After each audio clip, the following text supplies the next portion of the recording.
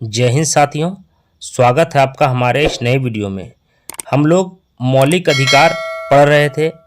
हम लोगों ने 14 से लेकर के 22 अनुच्छेद को देखा था कि कौन से अनुच्छेद में किन विषयों को रखा गया है।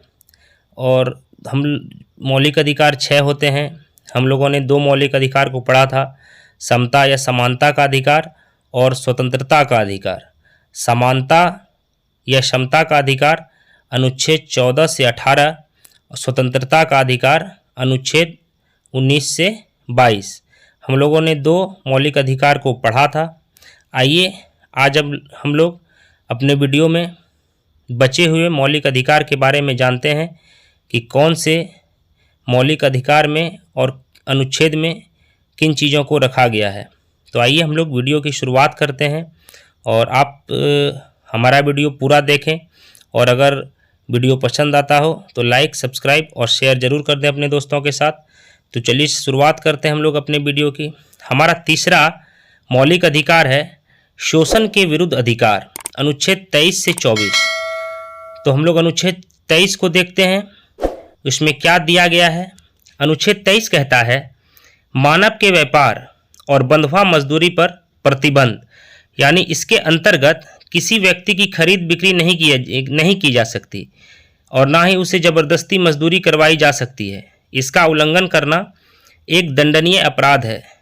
बंधुआ मजदूरी वह होता है जिसमें ज़बरदस्ती कोई कंपनी या कोई व्यक्ति किसी आदमी से मजदूरी करवाता है, उसको बंधुआ मजदूरी कहते हैं।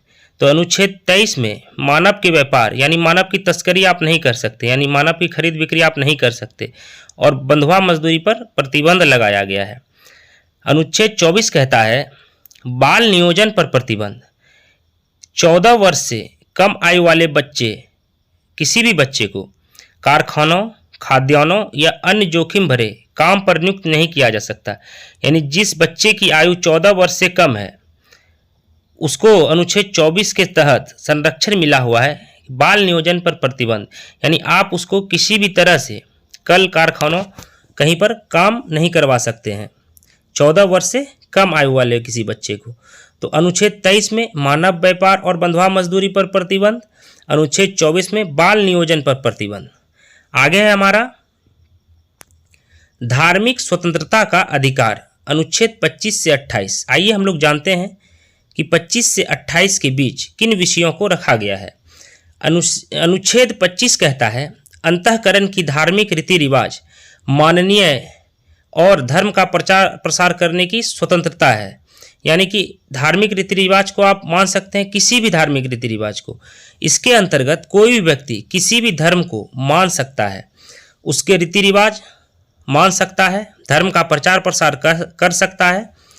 तो अनुच्छेद 25 क्या कहता है कि अंतःकरण की धार्मिक रीति रिवाज माननीय है और धर्म का प्रचार प्रसार करने की स्वतंत्रता है। कोई भी व्यक्ति किसी भी धर्म को पालन कर सकता है और किसी भी धर्म का प्रचार प्रसार कर सकता है।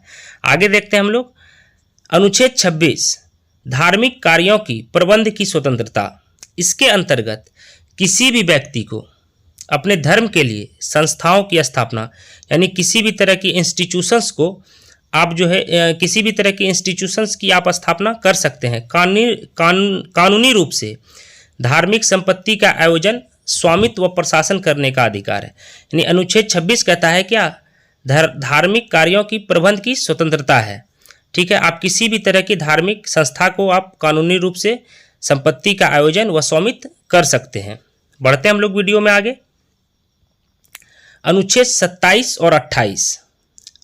अनुच्छेद 27 क्या कहता है, धार्मिक कार्य के लिए धन कर मुक्त, यानी किसी भी धार्मिक कार्य के लिए धन क्या होगा, टैक्स फ्री रहेगा। अनुच्छेद 27 कहता है कि धार्मिक कार्य के लिए धन कर मुक्त रहेगा।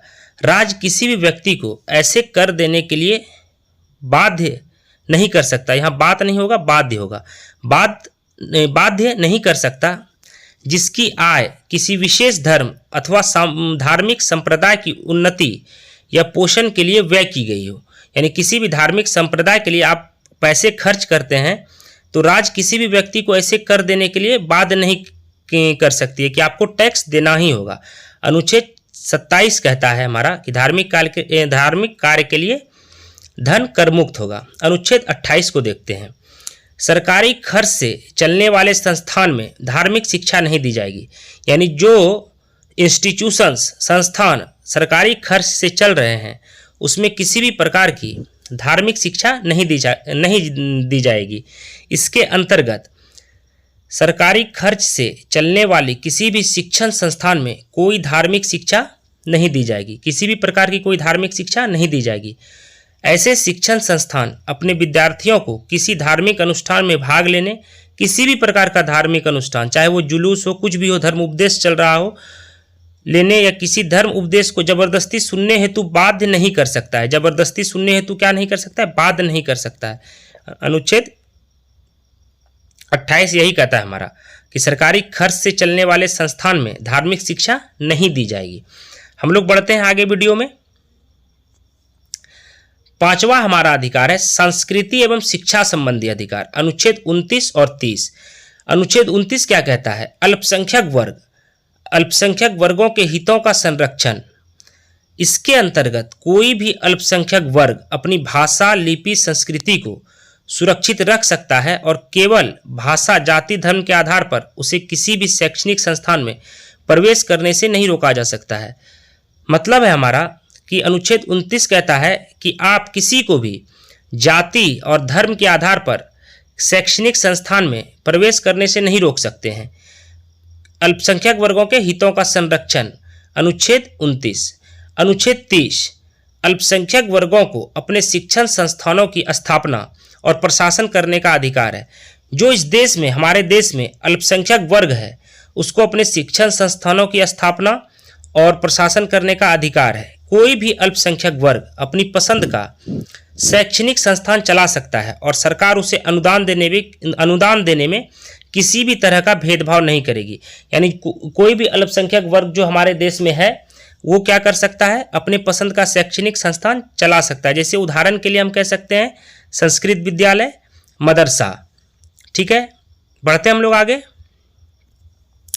संवैधानिक उपचारों का अधिकार, ये बहुत ही इंपॉर्टेंट है। इसे मूल अधिकारों का संरक्षक कहा जाता है। जो हमारे 5 मौलिक अधिकार हैं, समता, स्वतंत्रता, शोषण, धार्मिक, शिक्षा, ये शिक्षा संबंधी स्वतंत्रता, इन सभी में अगर कोई त्रुटि होती है, कोई गड़बड़ी की जाती है तो हमारे पास बहुत बड़ा हथियार है। क्या है? संवैधानिक उपचारों का अधिकार, अनुच्छेद 32। इसमें क्या कहा जाता है? इसे मूल अधिकारों का संरक्षक कहा जाता है। इसे क्या कहा जाता है? मूल अधिकारों का संरक्षक कहा जाता है। क्योंकि अगर आपके मौलिक अधिकारों का हनन होता है तो आप सीधा सुप्रीम कोर्ट जा सकते हैं। अगर आपके ये 5 जो मौलिक अधिकार हैं, अगर उनका हनन होता है, किसी भी तरह से उसमें त्रुटि होती है, गड़बड़ी होती है, तो आप क्या कर सकते हैं? सीधा सुप्रीम कोर्ट जा सकते हैं। संवैधानिक उपचारों के अधिकार को डॉक्टर भीमराव अंबेडकर ने संविधान की आत्मा कहा है। बहुत ही मोस्ट इंपॉर्टेंट क्वेश्चन है जो बार बार एग्जाम में पूछा जाता है कि संवैधानिक उपचार के अधिकार को किसने जो है संविधान की आत्मा कहा है, या संविधान की आत्मा कहा है। तो किसने कहा है? डॉक्टर भीमराव अंबेडकर। इसको याद रखना है। डॉक्टर भीमराव अंबेडकर ने संवैधानिक उपचारों के अधिकार यानी कि 6ठे मौलिक अधिकार जो है अनुच्छेद 32 में उसको संविधान की आत्मा कहा है। बढ़ते हम लोग आगे। अब इसके अंतर्गत कौन कौन सी चीजें हैं उसको देखते हैं। संवैधानिक उपचारों का अधिकार, अनुच्छेद 32। अब इसके तहत क्या है कि सुप्रीम कोर्ट व्यक्ति के मूल अधिकारों को सुरक्षित करने के लिए रिट जारी करती है। रिट वह होता है जो सुप्रीम कोर्ट के द्वारा आदेश दिया जाता है, उसको हम लोग रिट बोलते हैं। इसमें 5 तरह की बातें हैं। पहला क्या है? बंदी प्रत्यक्षीकरण। बंदी प्रत्यक्षीकरण। दूसरा है परम आदेश। तीसरा है अधिकार परीक्षा। चौथा है प्रतिषेध। 5वां है उत्प्रेषण। अब ये 5 क्या है, आइए जानते हैं हम लोग इसके अलग अलग परिभाषा से कि ये 5 क्या हैं। पहला है हमारा बंदी प्रत्यक्षीकरण। इसमें होता है शरीर को प्रस्तुत करना। शरीर को प्रस्तुत करने से हमारा क्या मतलब है, आइए हम लोग डिटेल में जानते हैं।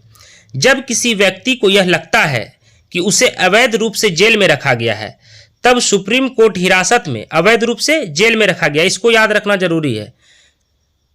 जब किसी व्यक्ति को यह लगता है कि उसे अवैध रूप से जेल में रखा गया है, तब सुप्रीम कोर्ट हिरासत में लेने वाले अधिकारी को आदेश देता है कि वह जेल में रखे गए व्यक्ति को निश्चित स्थान और निश्चित समय के अंदर उपस्थित करे, अन्यथा हिरासत में लेने वाले अधिकारी पर कार्रवाई की जाएगी। जैसा कि हम लोग अनुच्छेद 22 में देखे थे कि अनुच्छेद 22 में था कि हिरासत में किसी भी अपराधी को किसी भी जुर्म में अगर हम हिरासत में लेते हैं तो उसको 24 घंटे के अंदर जज के सामने यानी दंडाधिकारी के सामने क्या करना होता है, पेश करना होता है।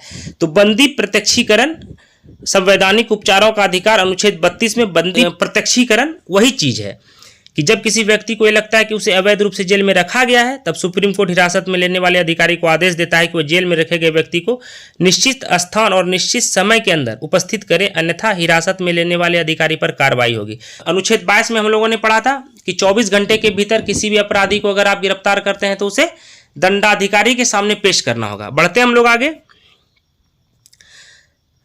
दूसरा है हमारा परम आदेश। परम आदेश क्या है, आइए हम लोग इसको जानते हैं।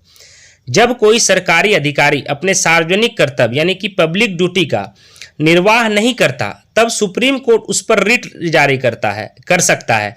रिट क्या था, सुप्रीम कोर्ट के आदेश को हम लोग क्या बोलते हैं, रिट बोलते हैं, और उसे अपने कर्तव्य का पालन करने का आदेश जारी करता है, अन्यथा उस पर सख्त कार्रवाई कर सकता है। यानी कि कोई भी पब्लिक ड्यूटी अगर अधिकारी नहीं करता है, जो अधिकारी उस लायक है, तो उस पर क्या की जाती है, सख्त कार्रवाई की जाती है। सुप्रीम कोर्ट उसके ऊपर क्या करता है, रिट जारी कर लेता है। तो इस तरह से हम लोग बढ़ते हैं आगे। अधिकार परीक्षा, प्रतिषेध और उत्प्रेषण, आइए हम लोग इसको जानते हैं। यह रिट तब जारी किया जाता है जब कोई व्यक्ति गैर कानूनी तरीके से कोई सरकारी पद प्राप्त कर लेता है। यानी कि आपको क्या होता है कि अधिकार परीक्षा के तहत यह रिट जारी किया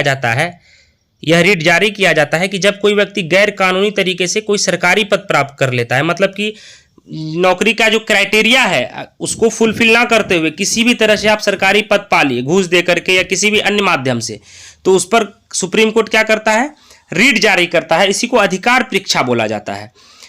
प्रतिषेध, यह आदेश सर्वोच्च न्यायालय तथा उच्च न्यायालय द्वारा निम्न यानी जो लोअर कोर्ट होता है उसको जारी किया जाता है और आदेश दिया जाता है कि इस मामले में अपने यहाँ कार्रवाई ना करें, क्योंकि यह मामला उनके अधिकार क्षेत्र के बाहर है। अब पांचवा है हमारा उत्प्रेषण। इसके अंतर्गत अधीनस्थ न्यायालय, यहाँ पर मुकदमा चल रहा है, जहाँ पर भी मुकदमा चल रहा है उससे वरिष्ठ न्यायालय उसे आदेश दे सकता है कि उस मुकदमे को तुरंत लंबित करके वरिष्ठ न्यायालय के पास भेजो। अब प्रतिषेध और उत्प्रेषण सेम है, लेकिन इसमें थोड़ा सा अंतर यह है कि प्रतिषेध जिस समय सुनवाई कोर्ट में चल रही होती है, यानी कि करंट में जो सुनवाई चल रही होती है उस पर आदेश जारी करता है प्रतिषेध सर्वोच्च न्यायालय, उस पर और सर्वोच्च और उच्च न्यायालय उस पर आदेश जारी करता है कि जब सुनवाई चल रही होती है, करंट में सुनवाई चल रही होती है, उस पर जो है प्रतिषेध होता है। उत्प्रेषण होता है कि लंबित पड़े मामलों पर भी रिट जारी कर सकती है सुप्रीम कोर्ट और हाई कोर्ट। उत्प्रेषण में सुप्रीम कोर्ट, हाई कोर्ट लंबित पड़े मामलों में कोई ऐसा मामला है जिस पर की सुनवाई नहीं हो रही है, पेंडिंग रखा हुआ है, उस पर उत्प्रेषण जारी कर सकती है, यानी रिट जारी कर सकती है। ये उत्प्रेषण के तहत मामला आता है। ठीक है, तो ये हमारे कुछ संवैधानिक उपचारों के अधिकार थे और ये कुछ हमारे मौलिक अधिकार थे, जिसको मैंने दो पार्टों में इसको बनाया है। जिस किसी ने मेरा पहला पार्ट नहीं देखा है वो हमारे डिस्क्रिप्शन बॉक्स में दिए गए लिंक पर क्लिक करके जा करके देख सकते हैं। और अगर आपको हमारा ये वीडियो पसंद आया हो तो लाइक, सब्सक्राइब और शेयर जरूर कर दे अपने दोस्तों के साथ। बहुत बहुत धन्यवाद।